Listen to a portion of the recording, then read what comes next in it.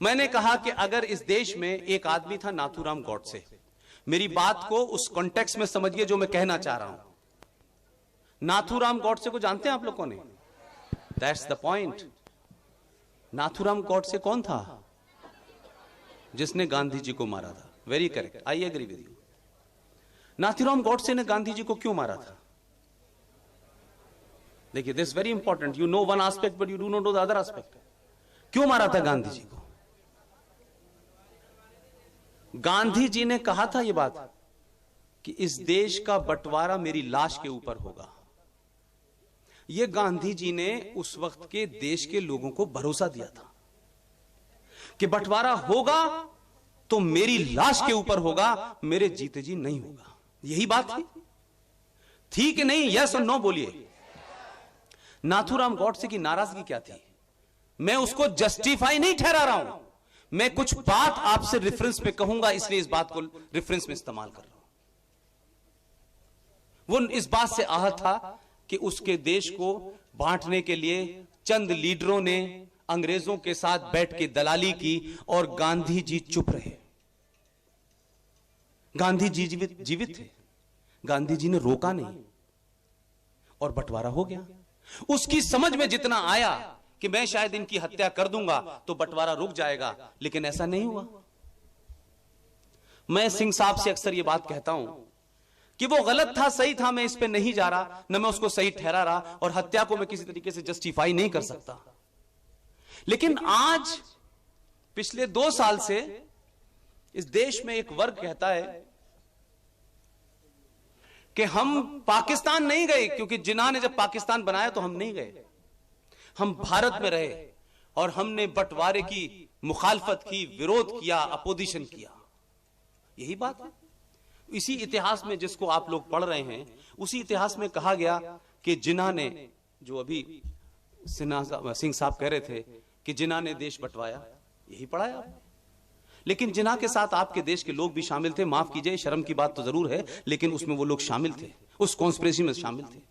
मेरा दूसरा सवाल है, जिस रेफरेंस में मैंने आपको इतनी लंबी बात कही है, क्या उस वक्त जो लोग मुसलमानों में इस बात से आहत थे कि देश बंट रहा है और ये जिन्ना, अली मोहम्मद जिन्ना जो है अपनी जिद पे अड़ा हुआ है और ये देश बांट करके दम लेगा, तो उसमें से किसी ने हथियार उठा के जिन्ना की हत्या क्यों नहीं की? अगर उन्हें आज जो दावा है उनका कि इस देश से इतना प्यार है उनको और बंटवारे के खिलाफ हैं और जिन्ना के खिलाफ हैं और पाकिस्तान बनना देना नहीं चाहते थे, तो कम से कम कोई एक आध उठता पागल और मार देता जिन्ना को, कम से कम देश तो नहीं बंटता। लेकिन वो सब चुप रहे और आज बड़ी जोर जोर से चिल्लाते हैं। और कौन चिल्लाता है? एक हैदराबाद में एक पागल नाम का आदमी है, उसको अपने बाप दादा के बारे में पता नहीं है। मैं बता देता हूं, उसका दादा रिजवी, जब भारत का विभाजन हुआ और यह कहा गया कि साहब जितनी रियासतें हैं उनको भारत में मिलना है और पटेल साहब इस काम के लिए लगाए गए, तो यह पता चला कि वो कहता था नो, हैदराबाद आजाद होगा, हम पाकिस्तान में मिलेंगे। और आप सोचिए कि 1 लाख लोगों की फौज बनाई और उस फौज के हर फौजी को रजाकार कहा जाता था उस जमाने, और भारत की सेना से वो लोग लड़े। इसका दादा, ये जो आजकल कांग्रेस पार्टी का साथी है, आंध्रा की सरकार में भी साथी था और पार्लियामेंट के अंदर भी बैठ के बड़ी बड़ी बातें करता है कि हम जिन्ना के साथ नहीं गए। तुम जिन्ना के साथ तो जाना चाहते थे, तुमने तो फौज बना करके भारत की सेना से लड़े। वो रजाकार, वो लोग आज ये कह रहे हैं भारत के लोगों से कि अब जब हम जाएंगे तो कुतुब मीनार भी ले जाएंगे और ताजमहल भी ले जाएंगे। 47 में तो गए नहीं यार तुम, और अब तुम हमको सुना रहे हो क्या कहते कि हम भारत के बड़े, हमारी हुब्बुल वतनी है और बड़े हम देशभक्त हैं।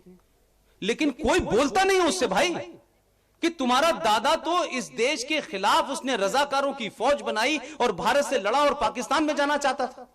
वो तो भला हो और ग्रेटफुल उस देश को पटेल साहब का कि जिन्होंने तबीयत से हंटर घुमाया और उस निजाम को मजबूर कर दिया भारत के साथ लाने के लिए। वो लोग आज पार्लियामेंट में पहुंच रहे हैं और बाकी सब इधर उधर घूम रहे हैं। ये पार्लियामेंट में पहुंच कैसे रहे हैं? आखिर उसकी सोच के लोगों ने उसको वोट दिया है। रूस का भाई कहता है 15 मिनट के लिए हिंदुस्तान हैदराबाद से पुलिस हटा लो, और हम बताते हैं कि हम कितने ताकतवर हैं। क्या किसी हिंदू ने यह बयान दिया? मेजॉरिटी में होते हुए दिया? और जिस दिन हिंदू बयान दे देगा, माफ कीजिएगा, आप मुझे याद रखिएगा, दिल्ली के अंदर से लेकर के कलकत्ता और अमेरिका तक कहा का मच जाएगा कि देश के अंदर हिंदू मुसलमानों के खिलाफ है, अगर वो ये बयान दे दे। लेकिन मुसलमान बयान देगा तो वो सेकुलर है। मुसलमान के आतंकवाद का धर्म किसी को पता नहीं है, लेकिन सिख के आतंकवाद का धर्म पता है, हिंदू के आतंकवाद का धर्म पता है, क्रिश्चियन के आतंकवाद का धर्म पता है। लेकिन पूरी दुनिया में जो कुछ हो रहा है सबको पता है, लेकिन एक दुनिया का ऐसा धर्म है जिसका धर्म ही नहीं पता चल पा रहा। और पता है तो लोग बोलने से शर्माते हैं, लेकिन न मैं शर्माता था, न मैं शर्माता हूं, न मैं हूंगा। मैं कहता हूं कि हिंदुस्तान से लेके पूरी दुनिया में अगर कोई आतंकवाद का धर्म है, उस धर्म का नाम है इस्लाम, इस्लाम, इस्लाम।